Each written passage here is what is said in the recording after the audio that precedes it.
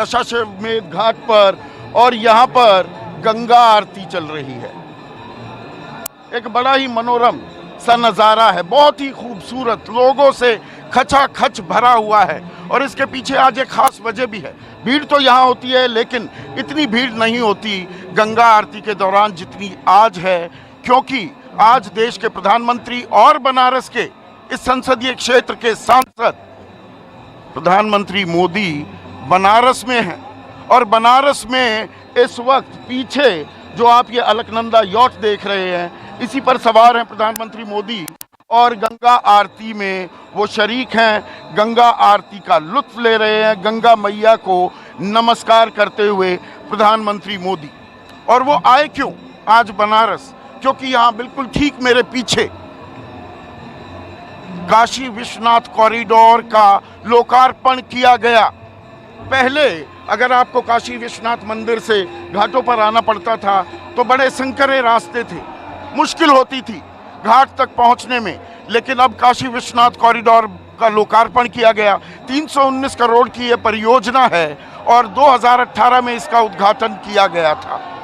साथ ही साथ प्रधानमंत्री के साथ इस यॉट में 12 राज्यों के जो मुख्यमंत्री हैं अपने परिवार समेत, वो भी बनारस में आए हुए हैं।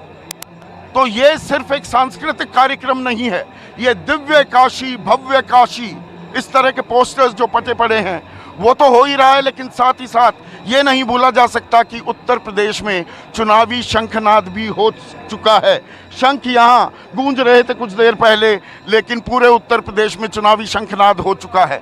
तो कहीं ना कहीं एक पॉलिटिकल नैरेटिव भी सेट करने की कोशिश की जा रही है इस आयोजन के जरिए। कल भी प्रधानमंत्री होंगे और आने वाले जो 9 दिन और हैं, 2 दफा और प्रधानमंत्री मोदी काशी में आने वाले हैं। और आज प्रधानमंत्री मोदी ने श्रमिकों के साथ, उन कारीगरों के साथ जिन्होंने पहले चरण को मुकम्मल अंजाम तक पहुंचाया है काशी विश्वनाथ कॉरिडोर के, उनके साथ भोजन भी किया, कुर्सी से उठ गए, उनके साथ नीचे ज़मीन पर भी बैठ गए और उसके बाद एक संबोधन किया। और इस संबोधन में प्रधानमंत्री मोदी ने 3 संकल्पों की बात की। सिर्फ काशीवासी नहीं, पूरे देश से 3 संकल्प लेने की बात की। पहला संकल्प स्वच्छता का, साफ सफाई का। दूसरा संकल्प सृजन का, क्रिएशन का। और प्रधानमंत्री मोदी ने पिछले 1.5 साल, पौने 2 साल जो संकट काल से, संक्रमण काल, आपातकाल से हम गुजरे, कोरोना काल से, जिसमें लोग परेशान भी हुए, 4 लाख से ज़्यादा लोगों की मौत हो गई, ऑक्सीजन के चलते, उसकी कमी के चलते त्राहिमाम मचा, दवाइयों की कालाबाजारी हुई, अस्पताल में भर्ती होने के लिए लोग इधर उधर भटकते भी दिखाई दिए। उस कोरोना काल में भी प्रधानमंत्री मोदी ने स्टार्टअप्स जो शुरू किए गए, यूनिकॉर्न्स जो बने, उसमें भारतीयों की जो एनिमल स्पिरिट है उसको भी कहीं ना कहीं वो सलाम करते दिखे। तो सृजन की बात की। और तीसरा संकल्प उन्होंने आत्मनिर्भर भारत का किया। पर यहाँ पर दूसरा पक्ष भी है इसका। दूसरा पक्ष ये कि स्वच्छता अभियान तो प्रधानमंत्री नरेंद्र मोदी की पहली पारी में शुरू किया गया था। जगह जगह आपने देखा सांसद, मंत्री, संतरी, तमाम लोग झाड़ू लेकर सड़कें साफ किया करते थे। लेकिन क्या वो ठंडे बस्ते में चला गया कि प्रधानमंत्री को फिर से ये संकल्प दोहराने की ज़रूरत पड़ी? और जहाँ तक सृजन की बात है तो सृजन के मामले में, क्रिएशन के मामले में 2014 में मेक इन इंडिया नाम का कार्यक्रम शुरू किया गया था। 2015 में skill India, startup India, stand up India, ये तमाम परियोजनाएं थी। क्या उन्हें रिविजिट करते दिखेंगे अब प्रधानमंत्री मोदी? और इन्हीं के बल पर क्या देश आत्मनिर्भर बनेगा? जो सपना प्रधानमंत्री मोदी ने देखा है कि देश को 5 ट्रिलियन इकोनॉमी बनाया जाए, विश्व गुरु बने भारत, क्या इसीलिए आज ये संकल्प दोहराया गया? ऐसे में आज का सबसे बड़ा सवाल, काशी का कायाकल्प या 2024 का संकल्प? और ये सवाल मैं इसलिए पूछ रहा हूं क्योंकि ये लड़ाई सिर्फ 2022, ये उत्तर प्रदेश बहुत बार हरा चुका, गद्दी का रास्ता गुजरता है। लेकिन क्या की जा रही है, संकल्प लिया जा रहा है। दरअसल तैयारियां 2022 ही नहीं 2024 की भी शुरू हो गई हैं। और इसी पर चर्चा करने के लिए मेरे साथ बीजेपी के वरिष्ठ नेता सुधांशु मित्तल, कांग्रेस की राष्ट्रीय प्रवक्ता सुप्रिया श्रीनेठ, समाजवादी पार्टी के राष्ट्रीय प्रवक्ता डॉक्टर आशुतोष वर्मा, जाने माने राजनीतिक विश्लेषक अभय दुबे और मेरे सहयोगी सुकेश रंजन, हम दोनों तो खैर यहाँ इस खूबसूरत नज़ारे का इस वक्त मज़ा ले रहे हैं। लेकिन सुधांशु मित्तल संकल्प ले रहे हैं प्रधानमंत्री मोदी स्वच्छता, सृजन और आत्मनिर्भर भारत का आज, जबकि काशी वो दिव्य काशी भी दिख रही है और भव्य काशी भी दिख रही है। क्या राजनीतिक संदेश दे रहे हैं प्रधानमंत्री मोदी?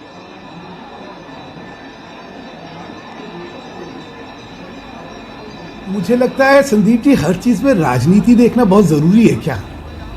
आप खुद काशी में हैं और इस मंदिर की भव्यता और इसका जो जीर्णोद्धार हुआ है उससे आपका मन भी गदगद होगा।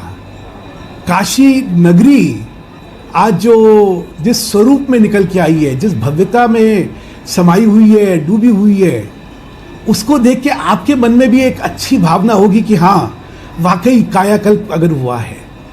तो उस चीज को 2024 के परिप्रेक्ष्य में आज सोचना आपको लगता नहीं है कि ये अतिशोक्ति भी है और ये अन्याय भी है?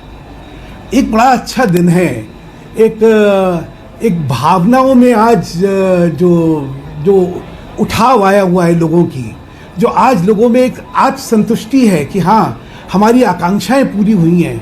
मुझे लगता है आज तो उस गौरव को और उस गरिमा को आज हमें प्रशंसित होकर देखना चाहिए। कहाँ हर चीज में हम लोग चुनाव और हर चीज में राजनीति ही ढूंढेंगे। सुधांशु मित्तल, इस देश की राजनीति आप एक पॉलिटिकल एनिमल हैं, आप एक राजनेता हैं और बीजेपी तो 24/7 राजनीति करती है और हर राजनीतिक दल को करना भी होता है। फ्रंट फुट पर खेलती है बीजेपी। भव्यता की जहाँ तक बात है, भव्यता का मैं मजा ले रहा हूँ। बड़ा बढ़िया माहौल है इस वक्त यहाँ पर, इसमें कोई शक नहीं। आपने जीर्णोद्धार शब्द का इस्तेमाल किया, मैं यहाँ पर आपसे थोड़ी ना इत्तेफाकी जाहिर करूंगा। दरअसल मंदिर का विस्तार हुआ है, काशी विश्वनाथ कॉरिडोर का लोकार्पण हुआ है, मंदिर का जीर्णोद्धार नहीं हुआ। लेकिन जो ये भव्यता काशी में दिख रही है, पूरे देश में वो भव्यता दिखनी चाहिए ना। क्या इसीलिए ये संकल्प लेने को, हाँ, इसीलिए क्या प्रधानमंत्री मोदी की पूरा देश भव्य बने, ये संकल्प लेने को कह रहे हैं सब देशवासियों को? हाँ, क्यों नहीं? अच्छा, देश के सामने एक नई आशा की किरण, एक उदाहरण के सामने प्रस्तुत करना आपको लगता नहीं है अच्छा है? लोगों के लिए आज लगता है कि हाँ, हर चीज संभव है। कौन सोच सकता था कि काशी में जो हुआ वो संभव है? जो कायाकल्प हुआ, कोई मानता था कि संभव है? वो छोटी छोटी गलियां जहां पे कि 2500 गज फुट का पूरा परिसर था, आज इतना बड़ा परिसर में परिवर्तित हो जाए, आज काशी नगरी अपने आप में परिवर्तित हो जाए, ये एक उदाहरण है। और इस उदाहरण के आधार पर लोगों में आकांक्षाएं जगती हैं, लोगों में उम्मीद जगती है, लोगों के में एक विश्वास जगता है कि हाँ, देश का कायाकल्प हो सकता है। तो अगर ये एक नई आशा की किरण है तो आपको उसका स्वागत करना चाहिए। एक उदाहरण देखिए, ये सिर्फ खाली बातें नहीं है, ये सिर्फ खोखले शब्द नहीं, खोखली बातें नहीं है, ये उदाहरण के सामने रखी गई हैं कि हाँ, मैं यहाँ आया था, मैंने संकल्प लिया था। चलिए हम सब संकल्प लेते हैं कि देश का भी इसी तरह हम कायाकल्प करेंगे। लोगों के मन में आस्थाएं जो हैं आज जगाई जा रही हैं, मुझे लगता है इसका बहुत ही एक अच्छा संदेश है और इसका स्वागत होना चाहिए। क्यों हम नकारात्मक चीजों नहीं, आस्थाएं जगाना ठीक है, एक सकारात्मक, आप कह रहे हैं आस्थाएं जगाई जा रही हैं। आस्थाएं जगाने के साथ साथ सुधांशु मित्तल, देखिए, ये महज एक सांस्कृतिक कार्यक्रम नहीं है, आप इस बात को नहीं मानेंगे, पर एक आम दर्शक भी इतना समझदार तो है कि ये सिर्फ सांस्कृतिक कार्यक्रम नहीं है, ये राजनीतिक कार्यक्रम भी है और यूपी चुनाव के लिए एक एजेंडा सेट किया जा रहा है। क्या आप इस बात को कॉन्टेस्ट करेंगे? आप, हाँ, क्योंकि आपको लगता है यूपी चुनाव इस आधार पे यूपी की जनता तय करने वाली है क्या? मुझे लगता है संदीप जी, यूपी की जनता को हम लोग को इतने हल्के में नहीं लेना चाहिए। यूपी की जनता जो है तुलनात्मक तौर पे हर चीज का मूल्यांकन करती है। वो देखती है कि कानून व्यवस्था की क्या परिस्थिति है। वो देखती है कि एक समय था कि जब सड़क पे निकलते समय गुंडाई से भय था, एक किसी वर्ग विशेष की गुंडाई से भय था, क्योंकि एक राजनीतिक दल जो था वो एक वर्ग विशेष की या एक जाति विशेष की, एक धर्म विशेष की राजनीति करता था। आज उस गुंडाई से जब निजात मिली है और तुलनात्मक तौर पे लोगों को आज भय नहीं है, लोग देखते हैं कि कितना भी बड़ा कोई माफिया था वो आज प्रदेश छोड़ के भाग गया है। क्यों भाग गया है? क्योंकि दृढ़ता से उसके साथ जो है उसको डील करा गया था। तो लोगों की जो आकांक्षाएं हैं कि किसको चुनना है, उसके मापदंड कम से कम इतने हल्के ना बनाइए। ये एक आत्मगौरव का एक लोगों की, यूपी की जनता क्यों, देश की जनता, आपको ये हल्का विश्लेषण लग रहा है, लेकिन प्रधानमंत्री उनको एक खुशी अगर का विषय, आत्मनिर्भर होने का संकल्प लेने की बात दोहराते हैं, क्या ये माना जाए कि हम 7 साल मोदी राज में आत्मनिर्भर नहीं हो पाए हैं? या सृजन की बात करते हैं तो मेक इन इंडिया 2014 में शुरू हुआ। मेक इन इंडिया के 3 लक्ष्य थे कि 12 से 14% मैन्युफैक्चरिंग में ग्रोथ रेट होगी, विकास दर होगी। अब वो 2% पर आ गई है। अभी जो ताज़ा आंकड़ा है पिछले महीने का सरकार का, एनएसओ का ये आंकड़ा है। साथ ही साथ 10 करोड़ रोजगार मुहैया होने थे मैन्युफैक्चरिंग सेक्टर में, वो आंकड़ा सरकार नहीं देती है। 25% कंट्रीब्यूशन होना चाहिए जीडीपी में, सकल घरेलू उत्पाद में मैन्युफैक्चरिंग का, हम 15 से भी नीचे हैं। तो इन बातों की भी तो चर्चा करना जरूरी हो जाती है भव्यता के बीच। संदीप जी, जिस दिन राजनीतिक एजेंडा की चर्चा करेंगे ना, तो उस दिन इन सब चीजों का मैं जवाब दूंगा। मैं सिर्फ आपसे एक चीज कहना चाहता हूं, ये परिसर जो है आज बना ना, पिछले 4 साल से परिसर बन रहा था ना। तो जिस समय बन रहा होता है उस समय आप क्या कहेंगे? जब आत्मनिर्भरता की तरफ हम जाते हैं तो आप कहेंगे कि साहब देखिए अभी तो आत्मनिर्भर नहीं हुए। स्वच्छता की तरफ जाते हैं तो आप कहेंगे अभी स्वच्छ नहीं हुए। ये एक प्रक्रिया एक दिन की नहीं है, इसमें समय लगता है। हम उस दिशा में जा रहे हैं, हम उस संकल्प के साथ जा रहे हैं और हम उस दृढ़ विश्वास के साथ जा रहे हैं कि हाँ ये संभव है। आज इस परिसर ने दिखाया है कि जो हम सोचते हैं, जो हम कल्पना करते हैं, जो आकांक्षाएं रखते हैं, उनकी उनकी उनकी उनकी उनकी सफलता की संभावनाएं हैं। ये संभव है। तो आज फिर हम एक विश्वास के साथ जा रहे हैं कि हाँ, जब मोदी जी कहते हैं कि हमें आत्मनिर्भर विश्वास के साथ जा रहे हैं, हाँ मोदी है तो मुमकिन है, ये विश्वास जाहिर करने की बीजेपी कोशिश कर रही है। तो डॉक्टर आशुतोष वर्मा, अगर काशी भव्य हो रही है, दिव्य हो रही है, तो आप क्यों परेशान हैं? अब आपके अध्यक्ष अखिलेश यादव कहते हैं कि नहीं नहीं जी, ये काशी विश्वनाथ कॉरिडोर को तो मंजूरी, इस प्रस्ताव की परिकल्पना तो मेरी सरकार ने की थी, मैं दस्तावेज भी दिखाने को तैयार हूं। आपने परिकल्पना की, आप कैंची और फीते की बात करते हैं, पर उसे अंजाम तक तो पहुंचाया मोदी योगी सरकार ने। इसको डिनाई कर सकते हैं क्या आप? जी संदीप जी, संजीव देखिए, विकास जो है एक सतत प्रक्रिया है और परिकल्पना मात्र नहीं। 19 मई 2015 में एक बहुत बड़ी लेख निकला था जिसमें लिखा था Kashi Vishwanath facelift, Akhilesh Yadav allows 5.5 CR। उन्होंने खुद बोला था और हम लोग ने उसके लिए काम भी किया था। मंदिर कर्मियों के लिए मानदेय भी किए थे और कॉरिडोर के लिए भवनों का अधिग्रहण किया था। खैर ये कोई बात नहीं, ये सब तो बात है, लेकिन ये कहीं से नहीं है कि समाजवादी पार्टी को इससे कोई गुरेज है। देश को एक बहुत अच्छी चीज मिली है, सौगात मिली है, इसके लिए सबको साधुवाद। और देश की 124 करोड़ की जनता को ये एक बड़ी सौगात मिली है। ये फीते कैंची की लड़ाई, ये फीते और कैंची की लड़ाई क्यों हो रही है डॉक्टर आशुतोष? कि हर चीज में ये हमने सोचा था एक निरंतरता होती है ना सरकारों में। कुछ सरकार ने सोचा अगली सरकार उसे पूरा कर देगी। आज की सरकार जो सोच रही है, फर्ज कीजिए आपकी सरकार बनेगी तो आपकी सरकार फीता काट देगी। ये फीते कैंची की लड़ाई क्यों हो रही है?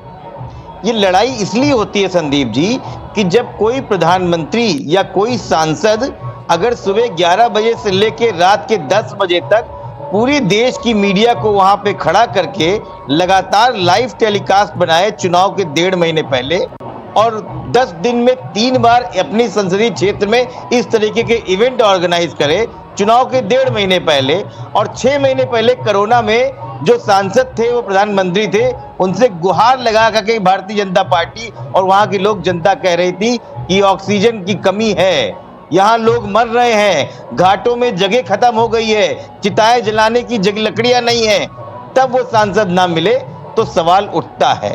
सवाल जरूर उठेगा, क्योंकि उस समय बंगाल के चुनाव में कहीं थे। बीजेपी रैलियां करे, सड़कों पर उतरे, आपको क्यों तकलीफ होती है? आप भी रैलियां करो, सड़कों पर उतरो। योगी आदित्यनाथ तो मुख्यमंत्री आरोप लगाते हैं अखिलेश पर, कोरोना काल में आप कहाँ थे? आजमगढ़ में उन्होंने ये बात कही कि आप कभी ऑस्ट्रेलिया में पाए गए, कभी इंग्लैंड में पाए गए, आप कहाँ उतरे जमीन पर? नहीं, ये देखिए, आरोप लगाना तो हमारे मुख्यमंत्री का काम था। समाजवादी अगर नहीं थे तो पूरे देश में कौन काम कर रहा था? उत्तर प्रदेश में कौन आदमी था? और योगी आदित्यनाथ कैसे बोल सकते हैं कौन ऑस्ट्रेलिया में था? जब कोई हिंदुस्तान से बाहर नहीं जा सकता था तो प्रधानमंत्री जा सकते हैं, हो सकता है कोई और जा सकता है, ऐसा कहीं कोई बात नहीं है। वही बात यह है कि हम लोगों को इस बात को समझना चाहिए कि हम आरोप किसी पार्टी पे नहीं लगा रहे हैं, हम इस देश के इस 24 करोड़ के उस प्रधानमंत्री पे लगा रहे हैं जो प्रधानमंत्री नहीं होके आज बीजेपी का कार्यकर्ता दिख रहा है। वो प्रधानमंत्री तब कहां था जब कोरोना में चिताएं जल रही थी? कार्यकर्ता हैं, वो तो कहते हैं। नहीं, फिर मैं फिर इस बात को कहता हूं, यहाँ पे कोई राजनीतिक बात नहीं है। यहाँ पे अगर सुधांशु जी कहते हैं कि ये एक देश का इवेंट है तो भाई ठीक है, इस देश की जनता जान रही है कि इस देश की जनता में क्या हो रहा है। आज ही बनारस के अंदर डिप्लोमा फार्मेसी एसोसिएशन की धरना हो रही है, लगातार हड़ताल पे चल रही है। प्रधानमंत्री जी ने तो पूछा तक नहीं क्यों हड़ताल पे चल रहे हो। IIT BHU के कर्मचारी, संविदा कर्मचारी लगातार हड़ताल में बैठे हैं, किसी ने पूछा तक नहीं। और क्यों जब अखिलेश यादव यहाँ पर 24 घंटे बिजली दे रहे थे तो एक बार भी नाम नहीं लिया? क्यों पूर्वांचल एक्सप्रेस में बनारस को जो DPR बना था तो अखिलेश यादव ने बनारस को इसमें जोड़ा था, तो भारतीय जनता पार्टी ने क्यों उसको हटवा दिया कि कहीं प्रधानमंत्री के पार्लियामेंट्री में अखिलेश यादव जी का नाम ना हो जाए? इसलिए सवाल तो उठेगा ही कि कौन राजनीति करता है और कौन राजनीति नहीं करता है। तो आप इसे राजनीतिक कार्यक्रम बता रहे हैं। सुप्रिया, आशुतोष वर्मा कह रहे हैं कि नहीं, यहाँ पर पॉलिटिकल नैरेटिव सेट किया जा रहा है। बीजेपी कह रही है भव्य आयोजन किया गया है, संकल्प लिए जा रहे हैं, उसमें परेशानी क्या परेशानी है सुप्रिया?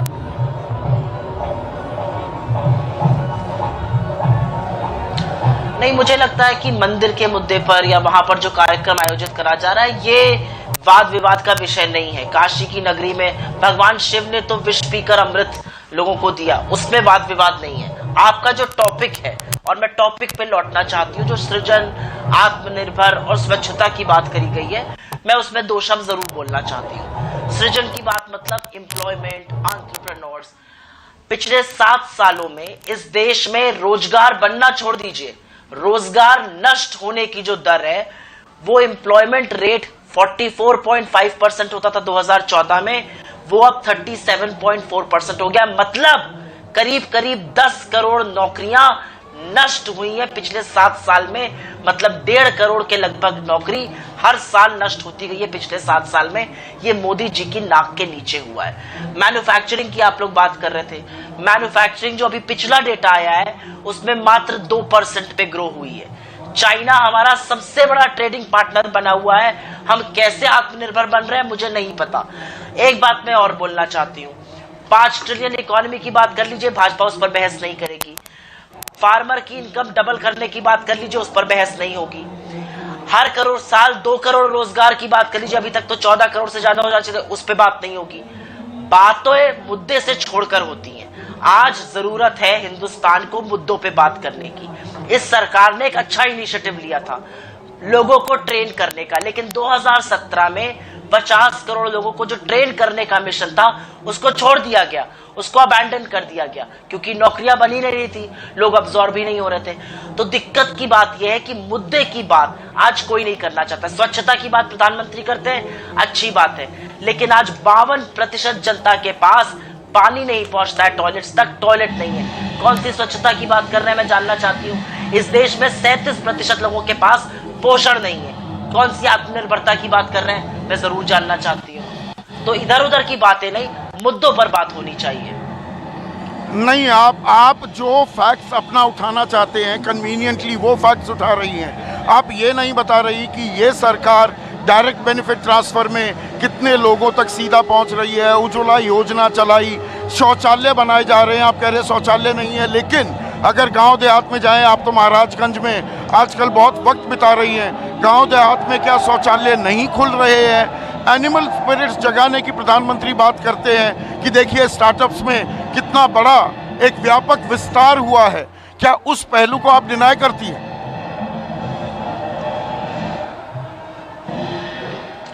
मैं आपको उज्ज्वला का असलियत बता देती हूँ। उज्ज्वला की इतनी असलियत होती है, उज्ज्वला सिलेंडर को लोग दोबारा क्यों नहीं भरा रहे हैं? क्योंकि 1000 का सिलेंडर भराना इस गरीब जनता के लिए मुश्किल है, जिसको आपने बेरोजगार बना दिया है, जिसको आपने पहले से गरीब बना दिया है। आज सच यह है कि 58% लोगों के पास ईंधन पहुंच ही नहीं रहा है, क्योंकि किसी की कैपेसिटी नहीं रहेगी। 100 रुपए से ज्यादा का पेट्रोल बिक रहा है, डीजल 90 के पार है, रसोई गैस का दाम 1000 है। क्या त्राहिमाम मचा हुआ है? जनता से जाकर पूछिए। आपने बात की स्वच्छ भारत की, मैं फिर से याद दिलाऊंगी, 52% लोगों के पास ठीक ठाक स्वच्छता की व्यवस्था नहीं है। आपने बात करी डायरेक्ट बेनिफिट टैक्स की। इस देश के 130 करोड़ लोगों में से 84 करोड़ को आज मुफ्त अनाज क्यों देना पड़ रहा है? क्योंकि नौकरियां नष्ट हुई हैं, जिन नौकरियों का मैंने जिक्र किया।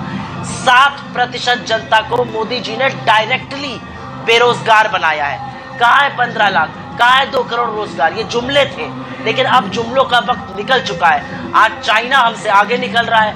आज एशिया में हम सोमालिया से बस ऊपर है एम्प्लॉयमेंट में। पाकिस्तान और बांग्लादेश की इकोनॉमी भी हमसे अच्छा कर रही है। ये तथ्य है, तथ्यों पर मैं बात करती हूँ। आप इस बात को डिनाई करती हैं? आपने पेट्रोल डीजल के बढ़ती कीमतों की, सरकार कहती है 80 करोड़ लोगों को हम अनाज दे रहे हैं, 5 किलो चावल या गेहूं दे रहे हैं, 1 किलो दाल दे रहे हैं। वो स्कीम भी अब मार्च 2022 तक बढ़ा दी गई है। फ्री वैक्सीनेशन की जा रही है देश में। तो कोई अलादीन का चिराग तो है नहीं सरकार के पास, या कोई मैजिक वॉन्ड तो नहीं है कि एब्रा कडाब्रा किया और पैसा आ गया झोली में।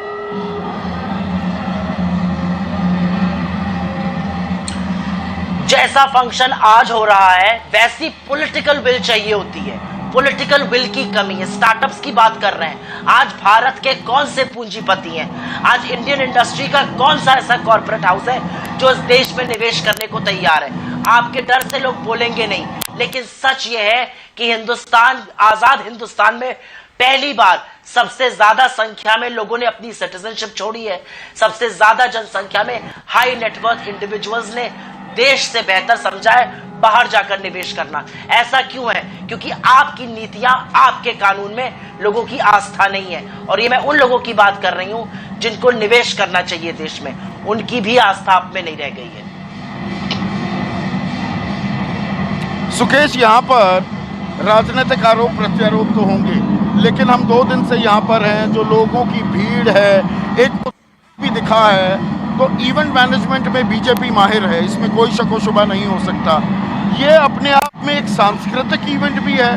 I was playing the devil's advocate, पर यह राजनीतिक कार्यक्रम भी है। ये सांस्कृतिक कार्यक्रम भी, राजनीतिक कार्यक्रम भी, दोनों चीज कदम ताल करती दिख रही है। देखिए, बीजेपी इवेंट मैनेजर नहीं है, नरेंद्र मोदी बहुत बड़े इवेंट मैनेजर है, इसमें किसी को डाउट नहीं होना चाहिए। और इसको लेके नरेंद्र मोदी या बीजेपी अनअपोलोजेटिक है। इससे अगर पॉलिटिकल डिविडेंड मिलता है तो ये करने में कोई बुराई नहीं है। इसको बहुत क्लेवरली क्राफ्ट करके ऐसा ये एक कार्यक्रम किया गया है जो उनको पॉलिटिकल डिविडेंड देता है।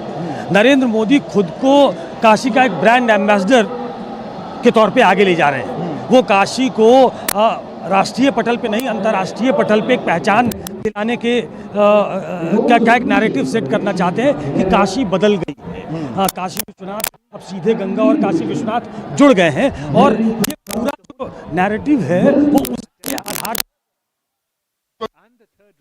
या उत्तर प्रदेश ही नहीं, पूरे देश को एड्रेस कर रहे हैं काशी की ये दिव्य भव्य तस्वीर दिखाकर। तो दरअसल ये 2022 की तैयारी नहीं है, 2024 की तैयारी भी शुरू हो गई है। 2022 और 24 की तैयारी साइमल्टेनियसली हो रही है सर। उनको मालूम है कि 2022 में यूपी में बीजेपी की सरकार अगर रिपीट होती है तो वो एक स्ट्रांग विकेट पे होंगे। चाहे इसको लार्ज नॉन पॉलिटिकल इवेंट कह लीजिए, ये सांस्कृतिक है देश की, और इसको राष्ट्रीय पटल पे इस तरीके से ले जाना बहुत अच्छा है, लेकिन सारे सीएम को यहाँ बुलाना, सारे डिप्टी सीएम को यहाँ बुलाना, उस तरीके का एक बड़ा इवेंट करना, ये पूरे देश को एक संदेश देना है, प्रदेश के अलावा पूरे देश को एक संदेश देना है। और इसका एक पॉलिटिकल फ़ायदा कैसे लिया जाए और कैसे उसी पिच पे दूसरे को लाया जाए। देखिए ना, बाकी दल द्वंद्व में है। हालांकि आज सुप्रिया सिन्हा जो बोली, उन्होंने कहा कि ऐसे इवेंट करें, वो कोई दिक्कत नहीं है, काशी विश्वनाथ में ऐसा होना चाहिए। लेकिन आज देख लीजिए अखिलेश यादव को, आज अखिलेश यादव ने ये कह दिया कि ये किसके टाइम में हुआ, ये तो हमने किया है, हम सबूत लेकर आएंगे। तो ये बार बार, मैं पहले अभी थोड़ी देर पहले अपने कार्यक्रम में कह रहा था कि कभी अखिलेश का ये कह देना, कभी कांग्रेस का ये कह देना कि अयोध्या के ताले किसने खुलवाए थे, मंदिर के ताले। बीजेपी की है, अपनी विकेट पर बुला रहे हैं कि आओ खेलना चाहते हो अगर इस विकेट पर। बिल्कुल नरेंद्र मोदी चाहते हैं कि आप इस विकेट पे खेलिए, इस विकेट पे वो अपने आप को स्ट्रांग पाते हैं। अगर विपक्षी दल उनको महंगाई पे, जिसकी बात हम कर रहे थे, बेरोजगारी पे, जिस मैन्युफैक्चरिंग सेक्टर के डाउन होने पे बात कर रहे थे, और गवर्नमेंट के जो आंकड़े हैं उनके आधार पे बात कर रहे थे, या पॉलिटिकल डिस्कोर्स को क्या हम वहाँ खींच के ला पाते हैं? प्रधानमंत्री भी उन्हें एड्रेस कर रहे हैं दूसरे तरीके से, जब वो 3 संकल्प लेने करते हैं। देखिए, स्वच्छता अभियान पहले चला गया था, स्वच्छ भारत अभियान, सृजन की बात है, make in India, startup India, stand up India, skill India, और आत्मनिर्भर भारत उसका लॉजिकल करोलरी होता है। तो प्रधानमंत्री को ये बात दोहराने की जरूरत क्यों पड़ गई? देखिए, प्रधानमंत्री में एक शगल है, प्रधानमंत्री पीपल्स पार्टिसिपेशन जिसको कहते हैं ना, वो लोगों को इसमें जोड़ लेते हैं, ये उनकी राजनीतिक ताकत हो गई है। ये आपसे ये उम्मीद करना कि आप देश को स्वच्छ रखें, आप आत्मनिर्भर बने, वो लोगों पे ये चीज़ें डाल देते हैं। बाकी सरकारें शायद ये इस तरीके का पीपल्स पार्टिसिपेशन नहीं कर पाती, या वो कॉन्फिडेंस लोगों में जनरेट नहीं कर पाती है कि लोगों से अपेक्षा है सरकार को। दरअसल लोगों की अपेक्षा सरकार से होती है। प्रधानमंत्री ने इसको द अदर वे राउंड कर दिया है कि आपसे भी अपेक्षा है, और आप उस पर खड़े उतरे। तो ये ऐसा करके उन्होंने एक बड़ा वोटर वर्ग तैयार कर लिया है, और इसको बार बार वो दोहरा के वो चीज उनके दिमाग में डालना चाहते हैं। है तो जिम्मेदारी भी है। अबे तुम्हें जो है घटनाक्रम अनफोल्ड हो रहा है, जो संकेत, संदेश और जो तस्वीरें काशी से आ रही हैं, वो क्या कहानी बयां कर रही है?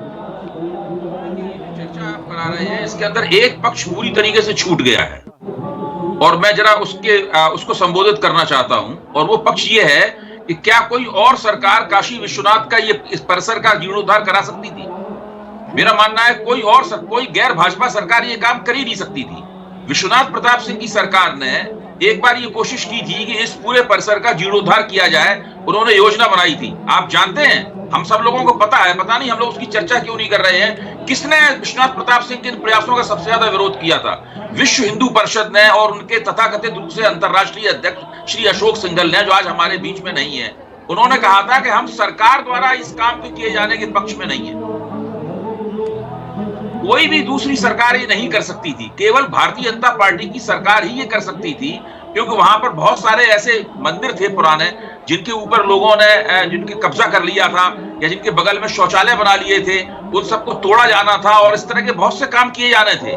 एक ऐसी सरकार जो कि हिंदुओं की सांप्रदायिक नुमाइंदगी का दावा करती है, वही ये सरकार इस काम को कर सकती थी। इसलिए भाजपा की चित्त भी उसकी है, और भाजपा की पट्ट भी उसकी यहाँ पे है। भाजपा ने ये काम किया है, उसका तो यही ताकत है क्या बीजेपी की? यही ताकत है क्या बीजेपी की? ये ताकत के तौर पर देखा जाए क्या बीजेपी की? आज बहुसंख्यकवादी राजनीति का दबदबा है, हिंदू बहुसंख्यकवादी राजनीति का दबदबा है। दूसरे तमाम दल भाजपा के पीछे घिसटते हुए लग रहे हैं। जिस तरीके से पूरी राजनीति की जाती है, उसमें जब राहुल गांधी कहते हैं कि हिंदुत्व और हिंदू धर्म के बीच में फर्क है, तो लगता है ऐसे कि वो अकादमी में बहस कर रहे हो, जबकि वस्तुस्थिति यह है कि पिछले 25-30 साल में भाजपा ने इन दोनों के भी निश्चित रूप से फर्क है, लेकिन इस फर्क को बहुत धुंधला कर दिया है। आम जनता की निगाह में हिंदुत्व, जो कि हिंदू राजनीतिक एकता है, और लोक प्रचलित हिंदू धर्म, इन दोनों के बीच में इतना घालमेल हो गया है कि लगता है कि भाजपा सबसे आगे है, हिंदुओं की नुमाइंदगी कर रही है। न केवल भाजपा हिंदुओं की राजनीतिक नुमाइंदगी कर रही है, बल्कि भाजपा हिंदुओं के धार्मिक हितों की भी नुमाइंदगी कर रही है। जब एक बात ये बात साबित हो जाती है, ये बात स्थापित हो जाती है, उसके बाद में फिर ये सरकार जो चाहे करे उसका श्रेय ले लेती है और उसको अपने राजनीतिक फायदे में बदलने की कोशिश करती है। आप देखिए, ये जो पूरा प्रकरण है, इसमें ये प्रोजेक्ट अभी पूरा नहीं हुआ है। ये प्रोजेक्ट पूरा होने में भी बहुत समय लगेगा। अभी इसके केवल एक चरण का एक हिस्सा पूरा हुआ है। अगर मैं गलत बात बोल रहा हूं तो मेरी बात में संशोधन किया जाए। एक चरण भी पूरा नहीं हुआ है, फिर भी इसका तथाकथित लोकार्पण किया जा रहा है।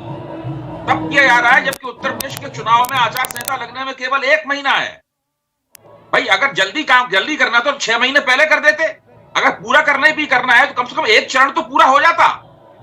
और फिर कहा यह जाता है कि विपक्षी दल इसका राजनीतिकरण कर रहे हैं। सरकार तय करेगी ना, अगर सरकार काम करवा रही है, टाइमलाइन एजेंडा नहीं, सरकार के विपक्षी दलों के हिसाब से अपना एजेंडा थोड़ा सेट करेगी।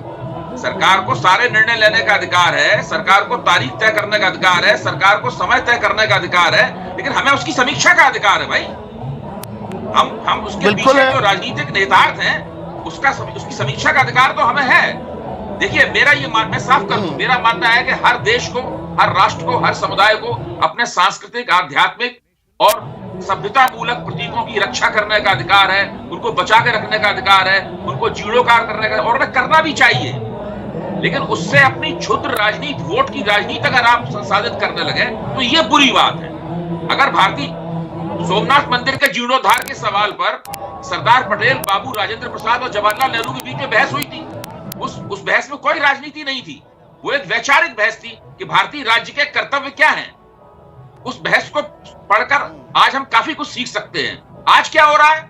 आज आपने मतलब आप जो ये कह रहे हैं, करवाने की शुरुआत हाँ, की बोलिए और उसका वोट के स्तर पर राजनीतिक फायदा उठाने में जुट गए। हाँ। तो आप कह रहे हैं धर्म का राजनीतिक फायदा उठा रही है बीजेपी। आप रिस्पॉन्ड करना चाहेंगे सुधांशु मित्तल, जो बात अभय दुबे कह रहे हैं?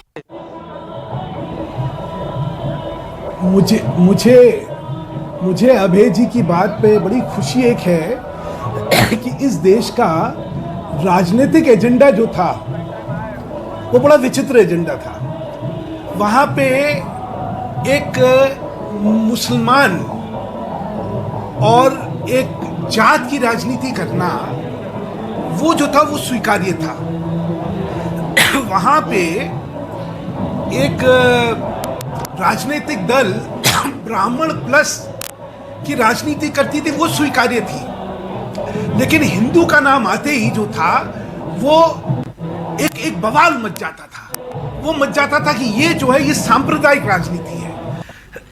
आज के राजनीतिक परिप्रेक्ष्य में कम से कम राहुल गांधी जी को भी ये कहना पड़ रहा है मैं हिंदू हूं और मैं फर्क देखता हूं हिंदू और हिंदुत्व में। ये जो पॉलिटिकल डिस्कोर्स जिसमें कि हिंदू शब्द को अपमानित करा जाता था, ये कह के कि हिंदू शब्द ही सांप्रदायिक था, आज कम से कम देश में ये राजनीतिक डिस्कोर्स अब नहीं चलेगा। और इसके लिए अगर तो ये डिस्कोर्स तो चलिए आपने सेट कर दिया। ये बात अभय दुबे भी, एक सेकंड, अभय दुबे ने ये बात मानी भी कि तो ये आपने जीर्णोद्धार शब्द इस्तेमाल किया या विस्तार या लोकार्पण हुआ है, कोई और सरकार नहीं कर पाती है। बिना लार लपेट के अभय दुबे ने कहा है। आस्थाओं की बात आपने की, हिंदुत्व की बात हो रही है, लेकिन ये जो नैरेटिव है उसमें दरअसल जो अभी सवाल छिपे हुए हैं, जो संकल्प की बात थी कि सृजन करना होगा, आत्मनिर्भर बनाना होगा। मैंने मेक इन इंडिया के तो आंकड़े दिए। स्किल इंडिया की जो बात है, स्किल इंडिया में 68 लाख लोगों को उनका कौशल विकास किया गया। इसी साल महेंद्रनाथ पांडे ने बताया कि अब यह आंकड़ा 1 करोड़ लाख हो गया, लेकिन उसमें से नौकरी कितनों की लगी ये उन्होंने नहीं बताया। 68 लाख लोगों का जब कौशल विकास हुआ था, 15.5 लाख लोगों को ही रोजगार मिला था। तो क्या भव्यता सही है, हिंदुत्व अपनी जगह सही, रोजी रोटी की बात, रोजगार की बात, महंगाई की बात, क्या उन पर भी चर्चा होनी चाहिए क्या? संदीप जी, राजनीति में तो हर विषय पे चर्चा होगी, लेकिन प्रश्न ये किस मौके पे होगी। आज जब काशी विश्वनाथ की पावन भूमि पर एक इतना बड़ा एक प्रसन्नता का माहौल है और एक नई उम्मीद, नई आशा की किरण है, आज ये चर्चा का विषय। आप अपनी बात जारी रखिए सुधांशु। आज कहा गया है क्या, सुनिए, आज क्या कहा गया, आज देखिए आप वहीं पे काशी में हैं, सिर्फ आपको क्या ये कॉरिडोर दिख रहा है? आपको आवाज आ रही है? आपको काशी का पूरा कायाकल्प नहीं दिखा, आपको घाट का कायाकल्प नहीं दिखा, आपको सारी तरफ जो है एक नई विकास की अनुभूति नहीं हुई क्या? आज जो देख रहे हैं आप उसका सृजन करिए, अपने अंदर उसको समाइए कि भाई एक परिवर्तन जो है वो संभव हुआ है और देश के सामने हुआ है, तो देश के अंदर एक नया विश्वास जागता है कि हाँ, हम जो स्वप्न देख रहे हैं वो स्वप्न साकार होगा। आज हमें स्वप्न के प्रति आस्था अगर बन रही है तो हमें आज वो चर्चा करनी है ना। मैं कहता हूं जिस दिन आपको नौकरी के विषय में चर्चा करनी है, चलिए उस दिन करेंगे। आपको अर्थव्यवस्था के विषय में जिस दिन चर्चा करनी है उस दिन करेंगे। मैं एक और चीज कहना चाहता हूं, सुधांशु मित्तल जी, सुकेश बोल रहा हूँ। शायद सुप्रिया रिबटल देना चाहती है इस पे। सुप्रिया, आप कुछ कहना चाहती है?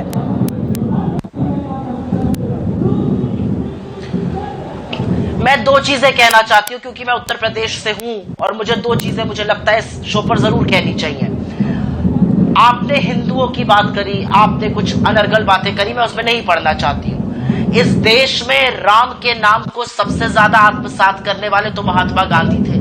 आप तो उनके हत्यारों के साथ खड़े रहे और राहुल गांधी ने बिल्कुल ठीक कहा है, ये लड़ाई सत्य बनाम सत्ता की है, ये लड़ाई गांधी बनाम गोडसे की है, ये लड़ाई हिंदू बनाम हिंदुत्व की है।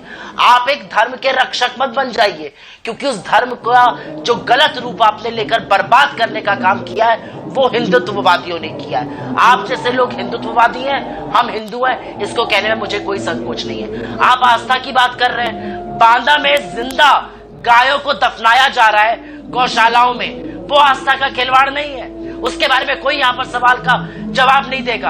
उत्तर प्रदेश में बांदा में जिंदा गायों को क्योंकि देख रेख नहीं हो पा रही है दफन किया जा रहा है, ये आस्था के साथ खिलवाड़ नहीं है, ये नौटंकी नहीं करते आप लोग। आप आस्था पर सवाल उठाते हैं, मैं आपकी आस्था पर सवाल उठाती हूँ, आपके सत्यता पर सवाल उठाती हूँ, क्योंकि आपकी सारी चीजें सत्ता केंद्रित है। सत्ता को छोड़कर आप कोई और बात नहीं कर सकते। It is as simple as that. नहीं सुप्रिया, फिर आप उनकी पिच पे खेल रही है ना, यही दिक्कत है। क्या ये क्लेवर पॉलिटिक्स है बीजेपी की कि वो आपको अपने पिच पे खेलने को मजबूत कर देते हैं? और यही सवाल बाद में समाजवादी पार्टी के प्रवक्ता से भी है। बिल्कुल नहीं, मुझे नहीं लगता हम किसी की भी पिच पर खेल रहे हैं। मुझे लगता है जो राहुल गांधी जी ने कहा है उसको कहने का वक्त आ गया था, वो कहना जरूरी था। आप स्वयं भू हिंदू धर्म के वो बन गए रक्षक। अरे हिंदू धर्म इतना विस्तृत, इतना विशाल है, वो सर्वधर्म संभाव का धर्म है। वहां पर बिना शांति पाठ के कोई अनुष्ठान पूरा नहीं होता। आप काट कर, मार कर, जबरन सीने पे चढ़कर धर्म की बातें करते हैं, क्योंकि आप हिंदू धर्म को समझते नहीं है, उसकी बृहदता, उसकी विशालता को नहीं समझते हैं। आप ढोंगी हिंदू हैं, आप फर्जी हिंदुत्ववादी हैं, ये मैं कहना चाहता हूं। वो दृढ़ता और विशालता कांग्रेस को अब समझ में आने लगी क्या? सुप्रिया, हिंदू धर्म की दृढ़ता और विशालता अब समझ आने लगी आपको? आप बीजेपी की पिच पर जाकर खेल रही हैं क्या? यही सवाल पूछ रहे हैं सुकेश। मुझे नहीं लगता कि मुझे बीजेपी से सर्टिफिकेट चाहिए कि उनकी पिच क्या है, लेकिन हिंदू धर्म को बर्बाद करना, हिंदू धर्म को बदनाम करना, हिंदू देवी देवताओं की अवहेलना करना, जिंदा गायों को दफन करना जो बांदा में हो रहा है उत्तर प्रदेश के, वो हमारी आस्था के साथ खिलवाड़ है। उस पर मुझे जवाब चाहिए। आज क्या किसी एक व्यक्ति को जवाब मिल सकता है? पर यह मंदिर भव्य बनाया जा रहा है, काशी विश्वनाथ कॉरिडोर का उद्घाटन किया जा रहा है, उसके बारे में भी तो बात करनी पड़ेगी कि नहीं?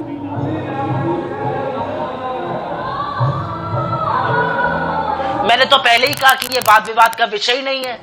भोले बाबा की जय हो, हर हर महादेव हो, मुझे इसमें कोई विवाद नहीं करना है। लेकिन जो सृजन की बात करी गई, जो आत्मनिर्भरता की बात करी गई, ये जुमले हैं। और इसलिए जुमले हैं क्योंकि 7.5 साल में मोदी जी झुनझुना बजा रहे हैं अर्थव्यवस्था को इस कदर चौपट कर दिया है कि बेरोजगारी में हम एशिया में सिर्फ सोमालिया से ऊपर हैं। हमसे ऊपर बहुत देश हैं, जिसमें से पाकिस्तान और बांग्लादेश हैं। हमने 10 करोड़ लोगों को बेरोजगार, ये बात आपने दोहराई।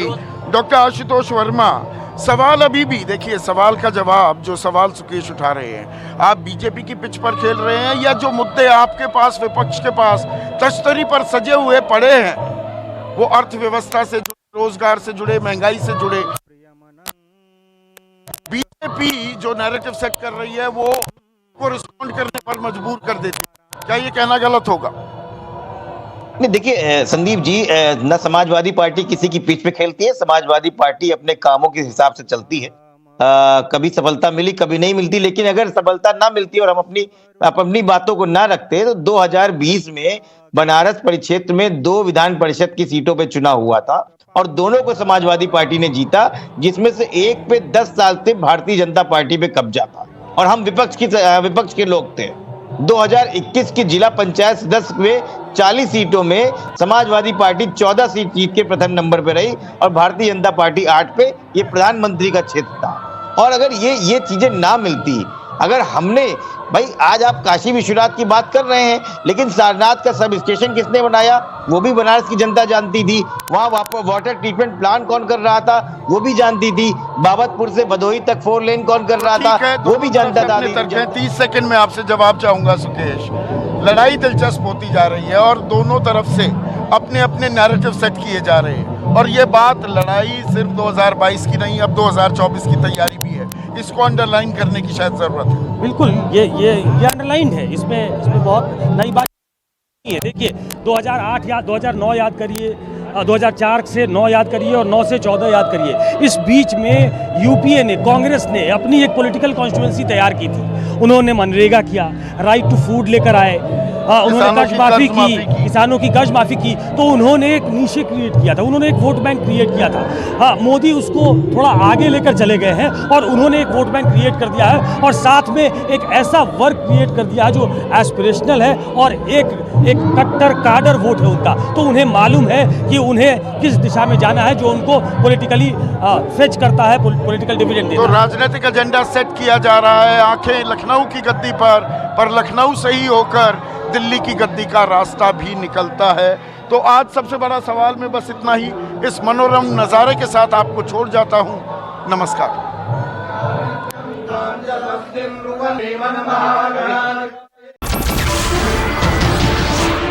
नमस्कार, मैं हूं मानक गुप्ता। अगर आपको हमारा ये वीडियो पसंद आया हो तो इसे लाइक और शेयर जरूर करें और हाँ, हमें सब्सक्राइब और फॉलो करना ना भूलें ताकि आप देश और दुनिया की कोई खबर मिस ना करें। तो जुड़े रहिए हमारे साथ और देखते रहिए न्यूज़ 24।